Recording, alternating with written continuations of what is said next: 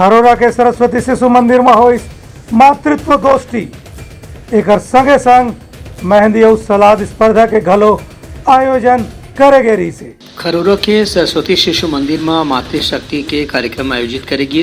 ए बेरा में प्राचार्य अश्विनी पाटकर हकीन की मातृशक्ति के बिना कोनो भी लड़का के सर्वांगीण विकास नहीं हो सके। उनकर कहने से कि लड़का मन के विकास के चर्चा करे बर ही मातृशक्ति मन ला एक गोष्ठी के माध्यम से आमंत्रित करेगे है। एमे माँ मन के जो सुझाव हो ही वही के अनुसार शिक्षक मन के पढ़ाई में बदलाव लाए जाही। उनकर कहने से कि माता मन के जो लाड़ दुलार और डांट होते ओकर से ही लड़का के विकास बनते, ओकर से लड़का के आत्मविश्वास मजबूत होते और लड़का अपन जीवन में करियर में तरक्की करते। ए बेरे में मातृशक्ति मन के मनोरंजन बर मेहंदी सलाद और रंगोली के अलग अलग प्रतियोगिता के आयोजन घलो करेगी।